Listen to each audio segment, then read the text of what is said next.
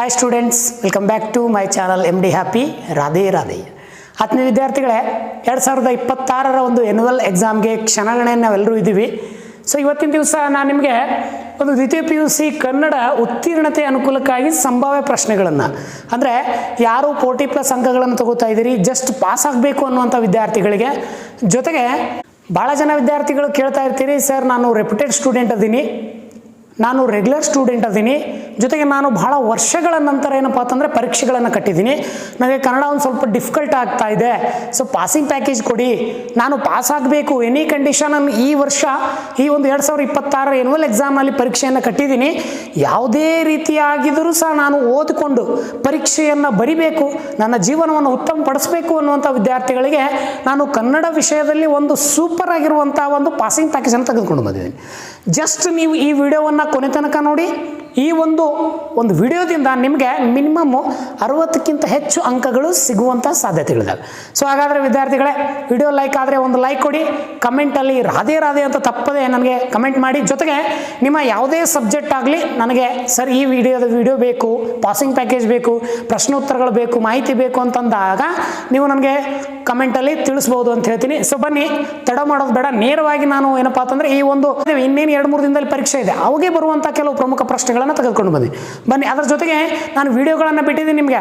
2025 annual exam ಪ್ರಶ್ನೆ ಪತ್ರಿಕೆ 1-2 ಬಿಟ್ಟಿದ್ದೀನಿ, ಇಂಪಾರ್ಟೆಂಟ್ ಪಾಸಿಂಗ್ ಪ್ಯಾಕೇಜನ್ನು ಬಿಟ್ಟಿದ್ದೀನಿ. ಅವೆಲ್ಲ ವಿಡಿಯೋಗಳು ನಮ್ಮ ಪ್ಲೇ ಲಿಸ್ಟ್ ಇದ್ದಾವೆ, ಹೋಗಿ ಅವುಗಳನ್ನು ನೋಡ್ಕೊಳ್ಳಿ ಅಂತ ಹೇಳ್ತೀನಿ. ಒಂದು ಸಣ್ಣ ರಿಕ್ವೆಸ್ಟ್ ಏನಪ್ಪ ಅಂತಂದ್ರೆ, ನಿಮ್ಮ ಸ್ನೇಹಿತರಿಗೆ ವಿಡಿಯೋಗಳನ್ನು ಶೇರ್ ಮಾಡಿ, ಯಾರು ಭಾಳ ಜನ ರಿಪೀಟೆಡ್ ಇದ್ದಾರೆ ಅವ್ರಿಗೆಲ್ಲರಿಗೂ ಈ ಮಾಹಿತಿ ತಲುಪಲಿ ಅಂತ ಹೇಳ್ತಾ, ಸೊ ಬನ್ನಿ, ತಡ ಮಾಡೋದು ಬೇಡ, ನೇರವಾಗಿ ನಾನು ಇಲ್ಲಿ ಈ ಉತ್ತೀರ್ಣತೆಗೆ ಬೇಕಾಗಿರುವಂಥ ಕೆಲವು ಅನುಕೂಲವಾದಂಥ ಸಂಭಾವ್ಯ ಪ್ರಶ್ನೆಗಳನ್ನು ತೆಗೆದುಕೊಂಡು ಬಂದಿದ್ದೀನಿ. ಸೊ ಒಂದೊಂದಾಗಿ ನೋಡ್ತಾ ಹೋಗೋಣ. ಇಲ್ಲಿ ನಾನು ಈ ಒಂದು ಕದಡಿದ ಸೆಲ್ಲಂ ತಿಳಿವೊಂದದೆ ಎಂಬ ಒಂದು ನಾಗಚಂದ್ರ ಈ ಒಂದು ಪದ್ಯ ಭಾಗಕ್ಕೆ ಸಂಬಂಧಪಟ್ಟಂತೆ ಯಾವೆಲ್ಲ ಪ್ರಶ್ನೆಗಳು ಬರ್ಬೋದು, ಇಲ್ಲಿ ಸಾಂದರ್ಭಿಕ ವಿವರಣೆಯನ್ನು ಯಾವ ರೀತಿ ನೀವು ಕೊಡ್ತೀರಿ ಅನ್ನೋದಕ್ಕೆ ಇಲ್ಲಿ ನೋಡ್ರಿ, ಅಸಾಧ್ಯಮಪ್ಪ ಮರುವಕ್ಕಮಿಲ್ ಎಂಬ ಪ್ರಶ್ನೆಗೆ ಈ ರೀತಿ ಉತ್ತರವನ್ನು ನೀವು ಬರೀಬೇಕು. ಇಲ್ಲಿ ನೋಡಿ, ಈ ಸಾಲುಗಳನ್ನು ಕವಿ ನಾಗಚಂದ್ರ ಬರೆದ ಕದಡಿದ ಸೆಲ್ಲಂ ತಿಳಿವೊಂದಿದೆ ಎಂಬ ಪದ್ಯದಿಂದ ಆಯ್ದುಕೊಳ್ಳಲಾಗಿದೆ. ಬಹುರೂಪಿಣಿ ವಿದ್ಯೆಯನ್ನು ವಶಪಡಿಸಿಕೊಂಡ ಸಂದರ್ಭದಲ್ಲಿ ರಾವಣನು ಸೀತೆಯನ್ನು ಕುರಿತು ಹೇಳಿದ ಮಾತಿದು. ಸೊ ಯಾವ ರೀತಿ ಮಾತುಗಳನ್ನು ಅಲ್ಲಿ ನೀವು ವಿವರಣೆಯನ್ನು ಕೊಡಬೇಕು, ಯಾವ ರೀತಿ ಬರಿಬೇಕು ಅನ್ನೋದಕ್ಕೆ ಒಂದು ಉದಾಹರಣೆ. ರಣರಂಗದಲ್ಲಿ ತನ್ನನ್ನು ಎದುರಿಸಿದವರು ಪೂರ್ವಕದಲ್ಲಿ ಯಾರಿಲ್ಲ, ತನ್ನನ್ನು ಒಪ್ಪಿಕೊಂಡ ಸಾಮ್ರಾಜ್ಯ ಸುಖ ಅನುಭವಿಸು ಎಂದು ಸೀತೆಗೆ ಹೇಳುವಂತಹ ಸಂದರ್ಭದಲ್ಲಿ ಈ ಮಾತನ್ನು ರಾವಣ ಹೇಳ್ತಾನೆ. ಇನ್ನು ಈ ಸಾಲುಗಳು ಕವಿ ಇಲ್ಲಿ ಹೇಳ್ತಾನೆ ನೋಡಿ, ರಘುತನುಜನಾಯುಂ ಪ್ರಾಣರಂ ಬಂಗೇರಂ ಬಾರದಿರು. ಪ್ರಶ್ನೆ ಯಾವ ರೀತಿ ಬಂದಿದೆ, ಅದಕ್ಕೆ ಉತ್ತರವನ್ನು ಯಾವ ರೀತಿಯಲ್ಲಿ ಬಿಡಿಸಬೇಕು. ಇಲ್ಲಿ ನೋಡಿ, ಈ ಸಾಲುಗಳನ್ನು ಕವಿ ನಾಗಚಂದ್ರ ಬರೆದ ಕದಡಿದ ಸೆಲ್ಲಂ ಈ ಒಂದು ಪದ್ಯದ ಮತ್ತು ಗದ್ಯದ ಹೆಸರುಗಳನ್ನು ಕಂಪಲ್ಸರಿ ನೀವು ಮೆನ್ಷನ್ ಮಾಡಬೇಕು. ಜೊತೆಗೆ ಇಲ್ಲಿ ಸೀತೆ ರಾವಣನಲ್ಲಿ ಹೇಳುವ ಮಾತಿದು, ಯಾರು ಯಾರಿಗೆ ಹೇಳಿದ್ರು ಅದನ್ನು ಬರಿಬೇಕು. ಜೊತೆಗೆ ರಾವಣನು ತನ್ನನ್ನು ಒಪ್ಪಿಕೊಂಡು ಸಾಮ್ರಾಜ್ಯ ಸುಖವನ್ನು ಅನುಭವಿಸು ಅಂತೇಳಿ ಸೀತೆಗೆ ಮನವೊಲಿಸುವಂತ ಪ್ರಯತ್ನ ಮಾಡ್ತಾನೆ, ಅದರ ಬಗ್ಗೆ ಹೇಳಿರುವಂತಹ ಸಂದರ್ಭ ಇದು. ಈ ಪ್ರಶ್ನೆ ನಿಮಗೆ ಕಡ್ಡಾಯ. ಕದಡಿದ ಸೆಲ್ಲಂ ತಿಳಿವೊಂದಿದೆ, ನಾನು ಆಲ್ರೆಡಿ ನಿಮಗೆ ಪ್ರಿಪರೇಟರಿ ಎಕ್ಸಾಮ್ ಒಂದು ವಿಡಿಯೋ ಮಾಡಿದ್ದೆ, ಮತ್ತು ಮೊನ್ನೆ ನಡೆದಂಥ ಪೂರ್ವಸಿದ್ಧತಾ ಪರೀಕ್ಷೆಗಳ 2 ವಿಡಿಯೋಗಳನ್ನು ಮಾಡಿದ್ದೆ, ಅದರಲ್ಲಿ ಈ ಪ್ರಶ್ನೆ ಬಂದಿದೆ. ಸೊ ಅದು ರಿಪೀಟೆಡ್ ಆಗಿರುವಂಥ ಪ್ರಶ್ನೆಗಳು ಭಾಳ ಸಾರಿ ಬರ್ತವೆ, ಗಮನಿಸ್ತಾ ಇರಿ ಅಂತ ಹೇಳ್ತೀನಿ. ಈ ಸಾಲನ್ನು ಕವಿ ನಾಗಚಂದ್ರ ಬರೆದ, ಅದೇ ಫಸ್ಟು ನೀವೇನು ಮಾಡಬೇಕು, ಮೊದಲು ಯಾರು ಬರೆದ್ರು, ಯಾವ ಪದ್ಯ ಏತಕ್ಕೋಸ್ಕರ ಬರೆದು, ಆ ಸಂದರ್ಭವನ್ನು ಯಾವ ರೀತಿ ಬರಿಬೇಕು ಅನ್ನೋದಕ್ಕೆ ಉದಾಹರಣೆಗಳನ್ನು ನೋಡಿ. ಈ ಎಂಬ ಪದ್ಯ ಭಾಗದಿಂದ ಆಯ್ದುಕೊಳ್ಳಲಾಗಿದೆ. ರಾವಣ ಮನ ಪರಿವರ್ತನೆ ಸೂಚಿಸುವ ಸಂದರ್ಭ ವ್ಯಕ್ತವಾಗಿದೆ. ಜೊತೆಗೆ ಮೂರ್ಛಿತಳಾದ ನೆಲಕ್ಕೆ ಬಿದ್ದ ಸೀತೆಯನ್ನು ಕಂಡು ರಾವಣನ ವೈರಾಗ್ಯ ಮೂಡಿತು ಎಂಬ ವ್ಯಾಮೋಹದ ಹೆಸರು ಕಳೆದು ಕೇಳಿ ರಾವಣ ಮನ ಹೇಗೆ ತಿಳಿಯಾಯಿತು ಎಂಬುದ್ರ ಬಗ್ಗೆ ಇಲ್ಲಿ ಸೂಚನೆಯನ್ನು ಕೊಟ್ಟಿದ್ದಾರೆ. ಇನ್ನು ಇಲ್ಲಿ 3 ಪ್ರಶ್ನೆಗಳು ನಿಮಗೆ ಸಂದರ್ಭ ಸೂಚಿಸುವಂಥ ಪ್ರಶ್ನೆಗಳು ಬಂದರೆ, ನಾನು ನೇರವಾಗಿ 1 ಅಂಕದ ಪ್ರಶ್ನೆಗಳನ್ನು ಕರ್ಕೊಂಡು ಹೋಗ್ತೀನಿ. ಸ್ಪಷ್ಟವಾಗಿ ಬಹಳ ನಿಖರವಾಗಿರುವಂಥ ಮಾಹಿತಿ ಇದೆ. ಸೊ ನಿಮ್ಮ ನೆನಪಲ್ಲಿ ಇಟ್ಕೊಂಡು ಅದು ನೋಡ್ಕೊಳ್ಳಿ ಅಂತ ಹೇಳ್ತೀನಿ. ರಾವಣ ಎದುರು ಪ್ರತ್ಯಕ್ಷವಾದ ವಿದ್ಯಾದೇವತೆ ನೆನಪಿರಲಿ ನಿಮಗೆ, ಅದು ಯಾರು ಅಂತಂದರೆ ಬಹುರೂಪಿಣಿ.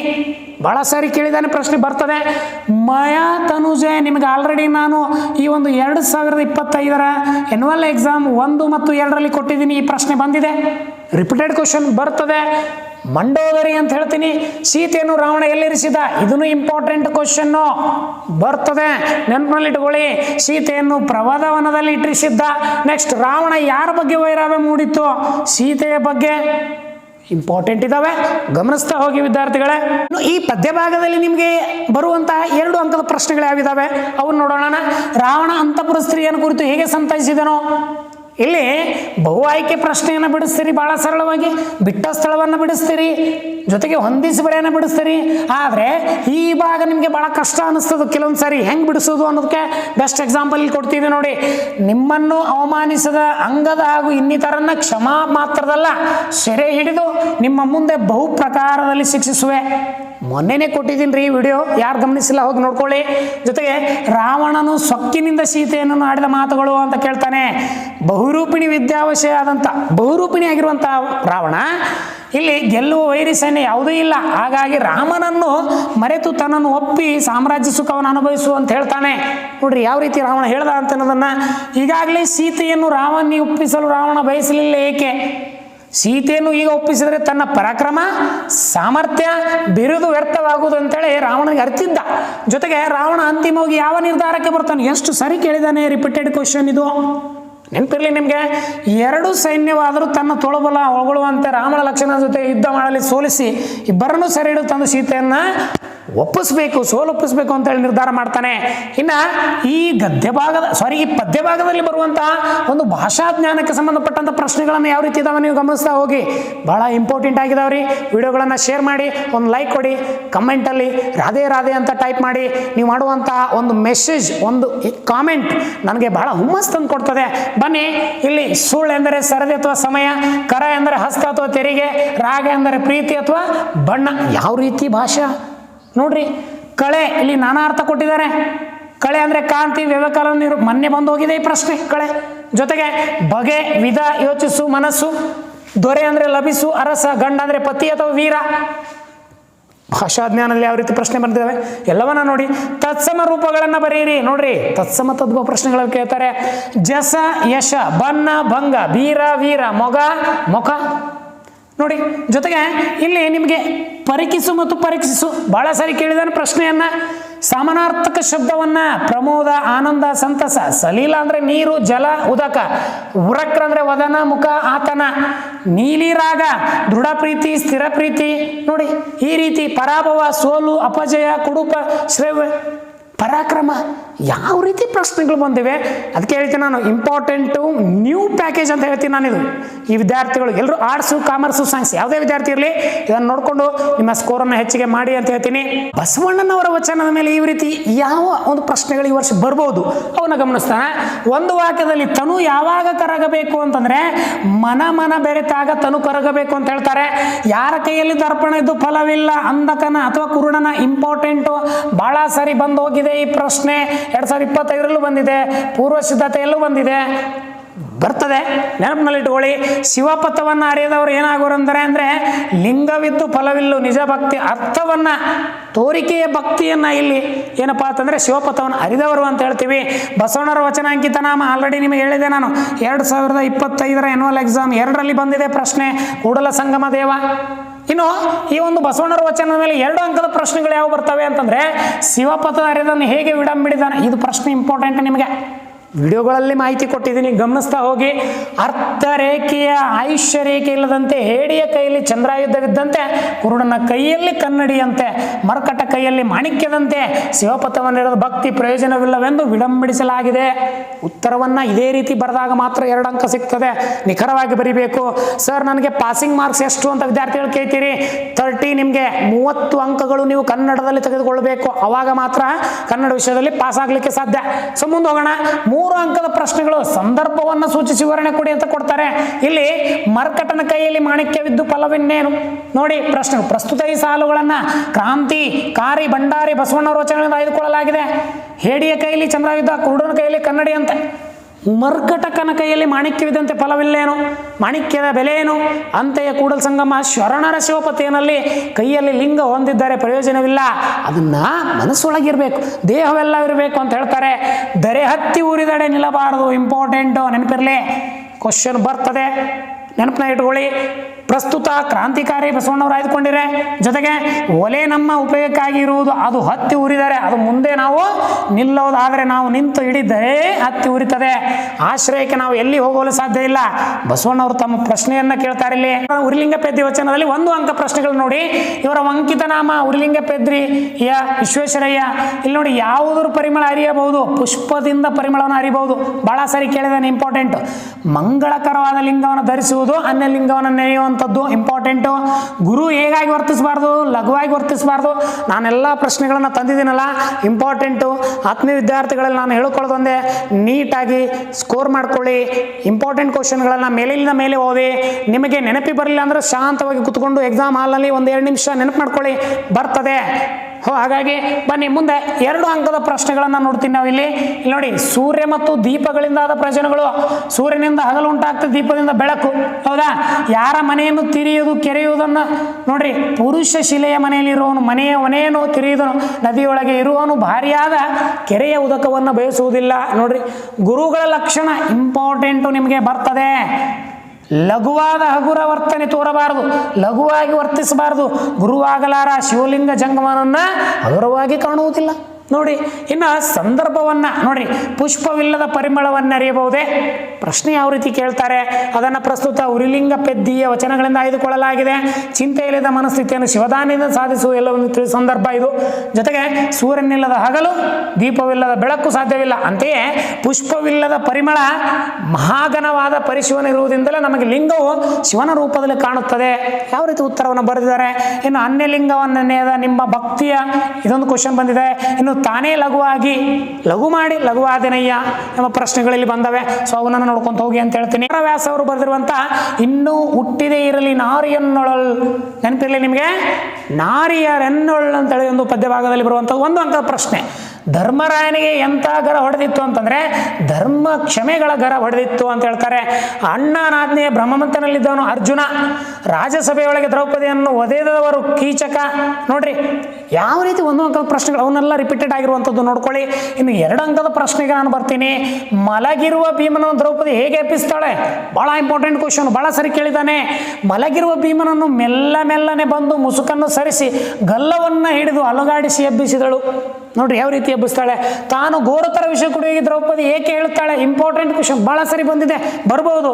5 ಪತಿಗಳಲ್ಲಿ ಭೀಮನೊಬ್ಬನೇ ಕಾಳಜಿ ಉಳ್ಳವನು. ದುಷ್ಟ ಕೀಚಕ ಉಪಟಳವನ್ನು ಅಲ್ಲಿ ಹೇಳಿದ ಪರಿಹರಿಸುವವನು ಭೀಮನಲ್ಲಿ ಹೆಚ್ಚು ಸಾಮರ್ಥ್ಯಗಳಿದ್ದರೆ ಘೋರತರ ವಿಷಯ ಕುಡಿಯುವುದಾಗಿ ಹೇಳ್ತಾಳೆ.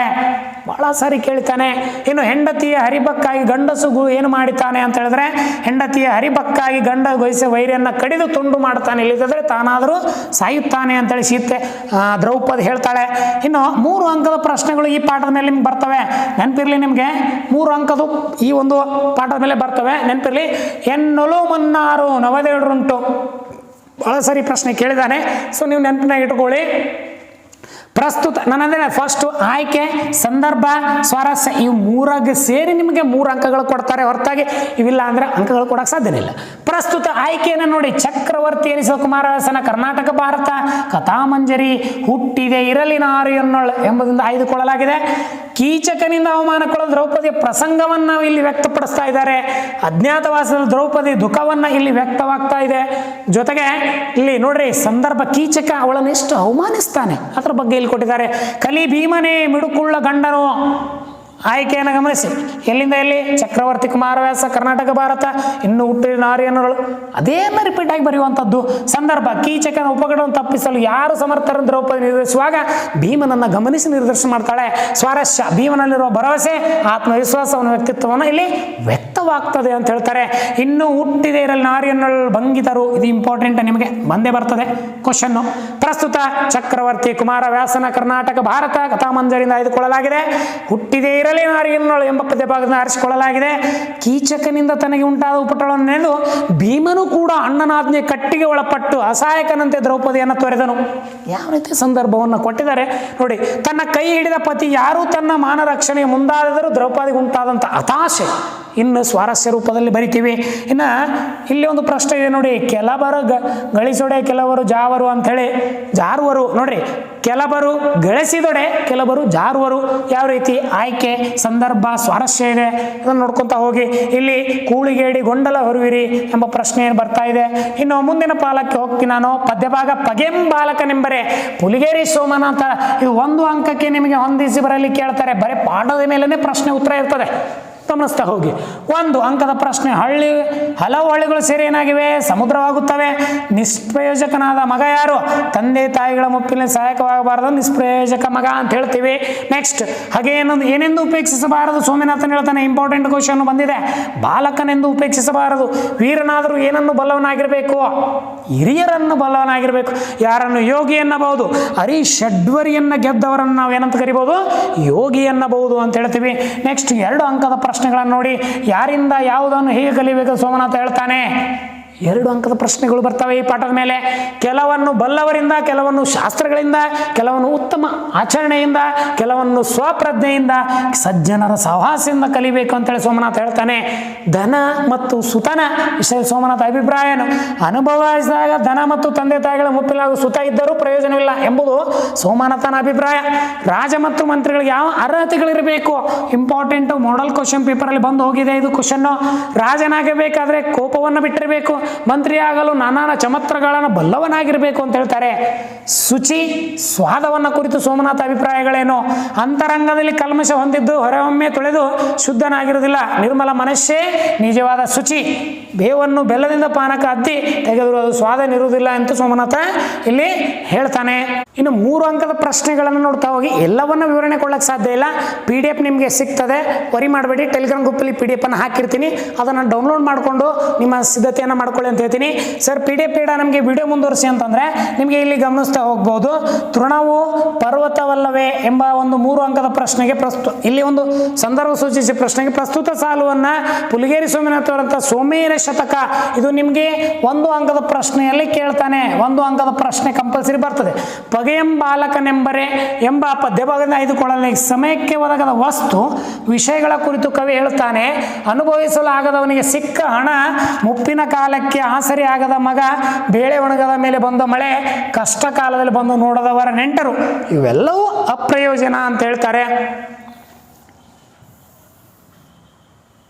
ಇನ್ನು ಪಗೆಂಬಾಲಕನೆಂಬರೆ, ನಾನು ಇಂಪಾರ್ಟೆಂಟ್ ಆಗಿರೋದನ್ನು ಮಾತ್ರ ಇಲ್ಲಿ ಹೇಳ್ಕೊತ ಹೋಗ್ತೀನಿ ನೋಡಿ. ಪ್ರಸ್ತುತ ಅದೇ ಹೇಳ್ತೀನಿ, ಸೋಮೇರ ಶತಕದಿಂದ ಪಗೆಂಬಾಲಕ ಆಯ್ದುಕೊಳ್ಳಲಾಗಿದೆ.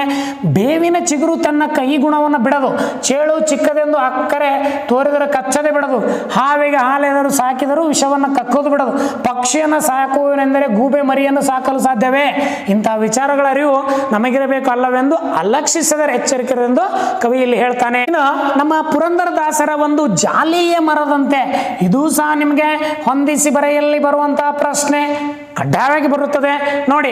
ಯಾರಿಗೆ ನೆರಳು ಸಿಗುವುದಿಲ್ಲ, ಬಿಸಿಲಲ್ಲಿ ಬಳೆಯಲ್ಲಿ ಬಂದವರಿಗೆ ನೆರಳು ಸಿಗಲ್ಲ. ಜಾಲಿಯ ಮುಳ್ಳು ಹೇಗಿರ್ತದೆ ಅಂತಂದ್ರೆ ಮೂಲಾಗ್ರಹ ಪರ್ಯಂತ ಜಾಲಿಯ ಮುಳ್ಳು ಆವರಿಸುತ್ತದೆ. ತತ್ವಜ್ಞಾನವನ್ನು ಕೇಳಿದವರು ಯಾರು, ಘೋರ ಪಾಪಿಗಳು. ಇಂಪಾರ್ಟೆಂಟ್ ಕ್ವಶನ್ ಇದು. ದುರ್ಗಂಧ ಬಿಡುವ ಹಂದಿ, ಎಷ್ಟು ಸಾರಿ ಕೇಳಿಲ್ಲ, ಮೊನ್ನೆ ಪ್ರಿಪರೇಟರಿ ಎಕ್ಸಾಮ್ ಕೇಳಿದ ನೋಡ್ರಿ. 2 ಅಂಕದ ಪ್ರಶ್ನೆಗಳನ್ನು ನೋಡಿ.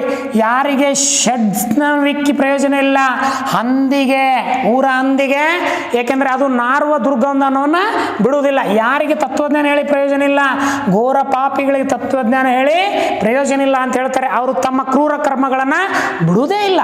ಇನ್ನು ಜಾಲಿಯ ಮರದ ನಿರರ್ಥಕತೆ ಪುರಂದರದಾಸರು ಹೇಗೆ ವರ್ತಿಸ್ತಾರೆ ಅಂತಂದ್ರೆ, ಇಲ್ಲಿ ಬುಡದಿಂದ ತುದಿಯವರಿಗೆ ಮುಳ್ಳುಗಳೇ ಇರ್ತವೆ, ಬಿಸಿಲಲ್ಲಿ ಬಳಲಿ ಬಂದವರಿಗೆ ನೆರಳಿಲ್ಲ, ಮತ್ತು ಹಸಿದು ಬಂದವರಿಗೆ ಹಣ್ಣಿಲ್ಲ, ಕುಸುಮ ವಾಸನೆಯ ಕೂಡಲು ಸ್ಥಳವಿಲ್ಲ.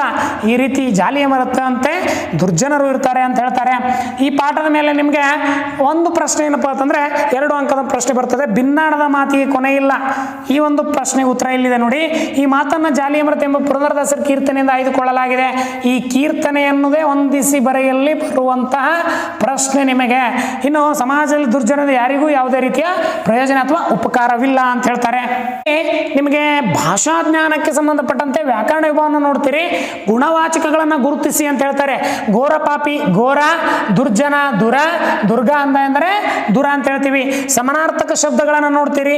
ಧರೆ ಅಂದರೆ ಭೂಮಿ, ಇಳೆ ಅವನಿ. ಕುಸುಮ ಎಂದರೆ ಪುಷ್ಪ, ಹೂವ, ಸುಮ. ಕರ್ಮ ಅಂದರೆ ಕೆಲಸ, ಕಾಯಕ. ಇನ್ನು ಭಿನ್ನಾಣ ಅಂದರೆ ವನಪು, ಮಯ್ಯಾರ, ಬೆಡಗು. ಕುನ್ನಿ, ಶ್ವಾನ, ನಾಯಿ, ಶುನಕ. ಸೊ ಯಾವ ರೀತಿ ಸಮಾನಾರ್ಥಕ ಶಬ್ದ. ಇನ್ನು ನಾನಾ ಅರ್ಥವನ್ನು ನೋಡ್ರಿ. ನಾರು ಅಂದರೆ ದುರ್ಗಂಧ ಅಥವಾ ದಾರ. ಕೊನೆ ಅಂದರೆ ಅಂತ್ಯ ಅಥವಾ ಗೊಂಚಲು. ಪರಿ ಅಂದರೆ ರೀತಿ ಅಥವಾ ಹರಿವು.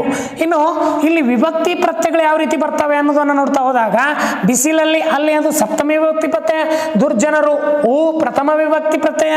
ಪಾಪಿಗೆ ಹೀಗೆ ಚತುರ್ಥಿ. ಹಣ್ಣಿನಲ್ಲಿ ಅಲ್ಲಿ ಸಪ್ತಮಿ. ಸೊ ಯಾವ ರೀತಿ ನಿಮಗೆ ಭಾಷಾಜ್ಞಾನದಲ್ಲಿ, ಭಾಷಾ ವಿಷಯದಲ್ಲಿ, ವ್ಯಾಕರಣದಲ್ಲಿ ಯಾವ ರೀತಿ ಪ್ರಶ್ನೆಗಳು ಬರ್ತವೆ ಅಂತ ಗಮನಿಸ್ತೀರಿ. ಹಬ್ಬಲ್ಲಿ ಅವರ ರಸಬಳ್ಳಿ ನಿಮ್ಗೆ ಗೊತ್ತಿದೆ. ಈ ಪಾಠದ ಮೇಲೆ ನಿಮಗೆ ಉತ್ತಮರ ಗೆಳೆತನ ಹೇಗಿರಬೇಕು, ಪುತ್ಥಳಿಯ ಬಂಗಾರದಂತೆ. ನೋಡಿ ಒಂದು ಅಂಕ. ಬ್ಯಾಸಗಿ ದಿವಸಕ ಬೇವಿನ ಮರ ತಂಪ. ಹೌದಾ? ತಾಯಿಯನ್ನು ಯಾವುದಕ್ಕೆ ಹೋಲಿಸಿದೆ? ಜ್ಯೋತಿಗೆ ಹೋಲಿಸಿದೆ. ನೆಕ್ಸ್ಟ್ ಹೆಣ್ಣು ಮಕ್ಕಳು ತೂಕವನ್ನು ಬಲ್ಲವರು, ಹೆತ್ತ ತಾಯಿ. ಇಂಪಾರ್ಟೆಂಟ್ ಕ್ವಶನ್ ಬಂದು ಹೋಗಿದೆ. ಇನ್ನು 2 ಅಂಕದ ಪ್ರಶ್ನೆಯನ್ನು ಗಮನಿಸ್ತಿ. ಹಿತ್ತಾಳೆಗಿಂತ ಬಲುಹೀನ ಯಾವುದು ಅಂತಂದ್ರೆ ನೋಡ್ರಿ, ಗೆಳತನವನ್ನ ಹೀನದೊಂದಿಗೆ ಗೆಳತನ ಮಾಡಿದರೆ ವ್ಯಕ್ತಿತ್ವ ಹಿತ್ತಾಳೆಯಂತೆ ಆಗ್ತದೆ, ಬಲುಹೀನ. ಹಡೆದವ ಯಾವಾಗ ನೆನೆಯಬೇಕು? ಊರೆಲ್ಲ ಉಂಡು ಮಲಗಿದಾಗ ರಾತ್ರಿ ಬೆಳ್ಳ ಚಿಕ್ಕಿ ಮುಡ್ತದ ನೋಡ್ರಿ, ಆವಾಗ ಹಡೆದವನನ್ನ ನೆನಿಬೇಕು ಅಂತ ಹೇಳ್ತಾರೆ. ಹಡೆದ ತಂದೆ ತಾಯಿಯ ಮಹತ್ವವನ್ನು ತಿಳಿಸಿ. ಬಹಳ ಸಾರಿ ಇಂಪಾರ್ಟೆಂಟ್ ಪ್ರಶ್ನೆಗಳು ಬಂದಿವೆ. ಇಲ್ಲಿ 3 ಅಂಕದ ಒಂದು ಪ್ರಶ್ನೆ ನಿಮಗೆ ಇಲ್ಲಿ ಬರ್ತದೆ. ಹಬ್ಬಲಿ ಅವರ ರಸಬಳ್ಳಿ. ಈ ವಾಕ್ಯವನ್ನ ಜನಪದ ಕಾವ್ಯದಿಂದ ಆಯ್ದುಕೊಳ್ಳಲಾಗಿದೆ. ತಾನು ಹಾಲುಂಡು ಬೆಳೆದ ತವರನ್ನು ಕೃತಜ್ಞತೆ ಹಾರಿಸುವ ಸಂದರ್ಭ ಇದಾಗಿದೆ. ಹೊಳೆದಡೆಯಲ್ಲಿ ಹಬ್ಬಿ ಬೆಳೆಯುವ ಗರಕೆ ಹುಲ್ಲಿನಂತೆ ತನ್ನ ತವರು ಸಮೃದ್ಧವಾಗಿ ಕೂಡಲಿ ಅಂತೇಳಿ ಒಂದು ಹೆಣ್ಣು ಮಗಳು ಆಶಿಸ್ತಾಳೆ. ಅದ್ರ ಬಗ್ಗೆ ಇಲ್ಲಿ ಕವಿ ಹೇಳ್ತಾನೆ. ಇಲ್ಲಿ ವ್ಯಾಕರಣ ವಿಭಾಗನೂ ಬರ್ತದೆ ನಿಮಗೆ. ನಾನಾ ಅರ್ಥ. ನೆರೆ ಅಂದರೆ ಸೋರು, ಪ್ರವಾಹ, ಅಕ್ಕಪಕ್ಕ. ಹೊಳೆ ಅಂದರೆ ನದಿ, ಮಿನುಗು, ತೋಚು. ನೆನೆ ಅಂದರೆ ಸ್ಮರಿಸು, ತೊಯ್ಯು ಅಂತ ಕರಿತೀವಿ. ಸಮಾನಾರ್ಥಕ ಶಬ್ದಗಳು. ದೇಹ ಅಂದರೆ ಶರೀರ, ಕಾಯ, ಒಡಲು. ಸರ್ಪ ಅಂದರೆ ಉರಗ, ಹಾವು, ಭುಜಗ. ಅರ್ಥ ಬರೆಯಿರಿ ಅಂತ ಕೊಡ್ತಾರೆ. ಪುತ್ಥಳಿ ಅಂದರೆ ವಿಗ್ರಹ, ಗೊಂಬೆ. ಯಾಳಿ ಅಂದರೆ ಸಮಯ, ವೇಳೆ. ಮರ ಅಂದರೆ ತರು, ವೃಕ್ಷ, ಧ್ರುವ ಅಂತ ಹೇಳ್ತೀವಿ. ಸ್ಪೀಡ್ ಆಗಿದ್ರು ಏನಿಲ್ಲ, ಅವುಗಳನ್ನು ನೋಡ್ಕೊಂತ ಹೋಗಿ. ಇನ್ನು ಕಣ್ಣು, ನಯನ, ಅಂಬಕ, ಲೋಚನ. ಬಂಗಾರ, ಹೇಮ, ಕನಕ, ಸುವರ್ಣ. ಯಾವ ರೀತಿ ಪ್ರಶ್ನೆಗಳು ಬರ್ಬೋದು ಅಂತೇಳಿ ನೋಡ್ತಾ ಹೋಗ್ಬೋದು, ಗೊತ್ತಾಗ್ತದೆ ನಿಮಗೆ. ಇಲ್ಲಿ ಬೆಳಗು ಜಾವ ನಮ್ಮ ದ ರಾ ಬೇಂದ್ರೆಯವರ ಒಂದು ಪದ್ಯ ಭಾಗ ಇದು. ಇಲ್ಲಿ ಗಮನಿಸ್ತಾ ಹೋಗಿ. ಬೇಟೆಗಾರ ಯಾರು? ಬೆಳಕೇ ಬೇಟೆಗಾರ. ಹುಸಿ ನಿದ್ದೆ ಸಾಕು ಎಂದು ಕವಿ ಯಾರಿಗೆ ಹೇಳ್ತಾನೆ? ಮಲಗಿ ನಿದ್ರಿಸ್ತಿರುವ ಎಳೆಯರಿಗೆ ಹೇಳ್ತಾರೆ. ಯಾವುದಕ್ಕೆ ಸೆಳೆವಿದೆ ಎಂದು ಕವಿ ಹೇಳ್ತಾರೆ? ಜೀವನವೆಂಬ ನದಿಗೆ. ಈ 3 ಇಂಪಾರ್ಟೆಂಟ್ ಕ್ವಶನ್ಗಳೇ, ನೆನಪಿರಲಿ ನಿಮಗೆ. ಇನ್ನು 2 ಅಂಕದಲ್ಲಿ ಒಂದು ಪ್ರಶ್ನೆ ಇರ್ತದೆ. ಬಾನು ಮತ್ತು ಮರದ ನಿತ್ಯ ಜೀವನ ಬಗ್ಗೆ ಕವಿ ಏನು ಹೇಳ್ತಾನೆ? ಇದು ಒಂದೇ ನಿಮಗೆ ಇಂಪಾರ್ಟೆಂಟ್, ಇದೊಂದೇ ಕೇಳ್ತಾನೆ. ಇದನ್ನು ನೋಡ್ಕೊಂಡ್ಬಿಟ್ರೆ ಮುಗಿದೋಯ್ತು. ಬಾನು ಮತ್ತೆ ಪ್ರಕಾಶಮಾನವಾಗಿ ಬೆಳೆದು ಅಂತೆಯೇ ಅಲ್ಲಿ ಮತ್ತೆ ಚಿಗುರು ನಿಲ್ಲಬಹುದೆಂದು ಕವಿ ಅಭಿಪ್ರಾಯ ಪಡ್ತಾನೆ. ಇಲ್ಲಿ ಸಂದರ್ಭದ ಮೇಲೆ ಒಂದು ಪ್ರಶ್ನೆ ಇದೆ ನೋಡಿ. ಮುಳುಗಿರ ಮುಪ್ಪು ಚಿಂತನದಿ. ಯಾವ ರೀತಿ ಇಲ್ಲಿ ಪ್ರಶ್ನೆಗೆ ಆಯ್ಕೆ?